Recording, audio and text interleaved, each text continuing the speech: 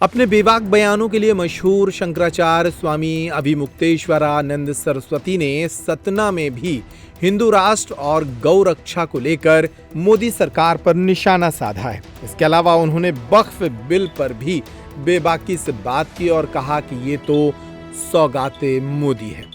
शंकराचार्य ने कहा कि हिंदू राष्ट्र क्या है, भारत तो पहले से ही हिंदू राष्ट्र है। इसके साथ ही उन्होंने वक्फ बिल के संशोधन को लेकर कहा कि ये मुसलमानों के लिए सौगाते मोदी है। सुनिए शंकराचार्य के द्वारा सतना में दिए गए ये बयान। इसके पहले जो था उसने कहा, उसके पहले जो था उसने कहा, वही तो हमेशा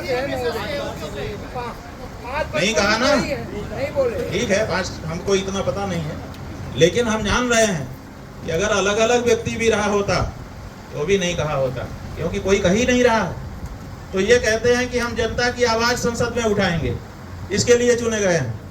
तो जनता की आवाज है, गौ हत्या बंद करो, क्यों नहीं उठाता? यही हमारा कहना है। तो हम गौ सांसद जो बना रहे हैं वो इसीलिए बना रहे हैं कि हमारा गौ सांसद जा करके उनका कान पकड़े कि क्यों नहीं बोलता।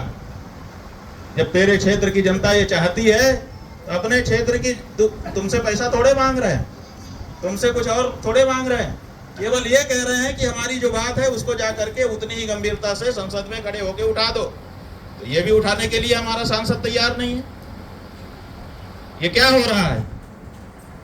इसीलिए हमको गौ सांसद बनाने की जरूरत पड़ रही है कि गाय का नाम लेने में तुम्हारे सांसद को संकोच हो रहा है, उस संकोच को अब खत्म करना है।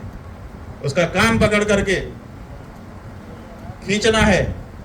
या तो तुम संसद में जाकर के हमारी भावना को उसी गंभीरता के साथ व्यक्त करो, और नहीं तो फिर अलग हो। हम खड़े होंगे, खुद अपनी बात कह दें। समझ रहे हैं कि नहीं आप? ये गलत है कि सही है? हमारा ऐसा सोचना धर्म के पक्ष में है कि नहीं है? ये बात है। इसीलिए हम पूरे देश में हर संसदीय क्षेत्र में गौ सांसद खड़ा कर रहा है। उसकी पार्टी अगर नहीं उठा रही है तो प्राइवेट मेंबर बिल तो ला ही सकता है।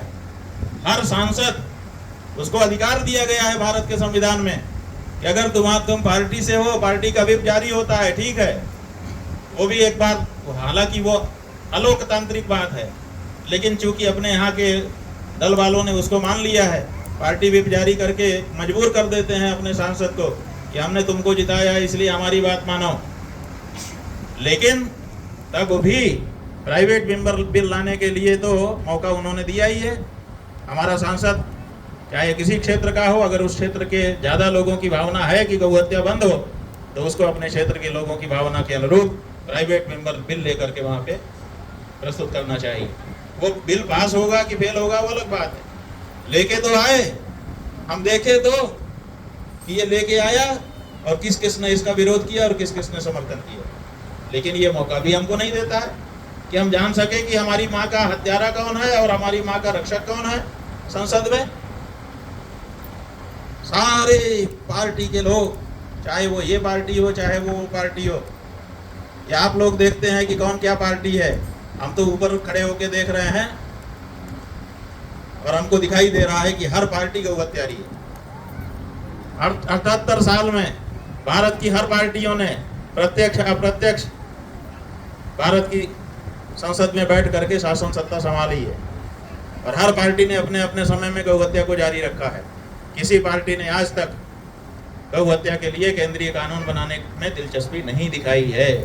इसलिए हम क्या किसी कांग्रेसी का, क्या किसी भाजपाई का, क्या किसी सपाई बसपाई का स्वागत करें, क्या उसका नाम लें? हमारी नजर में हर पार्टी वाला गौ हत्यारा आज की तिथि में है। बंधुओं, आपको थोड़ा सा कड़ा लगेगा, लेकिन हमारी नजर में तो आप लोग भी गौ हत्यारे, इसलिए कि गौ हत्यारों को वोट दे करके उनको बलवान बना रहे हो। क्यों कर रहे हो ये? तुम्हारी मां को काटने वालों को क्यों वोट दे रहे हो? आखिर ऐसा क्या तुमको फायदा हो जा रहा है? यही विचार करने की अब आवश्यकता है, और इसी के लिए ये गौ प्रतिष्ठा आंदोलन आरंभ हुआ है। जैसा कि आपको बताया गया, अभी हम बहुत विस्तार में नहीं जाएंगे, धीरे धीरे जब आपकी रुचि होगी तो आप जानने ही लगोगे, एक एक बात पर विचार आपका शुरू होगा। अभी हम लोगों ने 3 संकल्प लिए हैं। पहला संकल्प तो ये कि भारत की राजनीति गलत दिशा में जा रही है। भारत में जो भी राजनीति में जा रहा है वो गलत दिशा में चला जा रहा है। जिसको देखो कोई गाय का ही नाम लेकर के सत्ता में आ गया और गाय की हत्या को ही बढ़ावा दे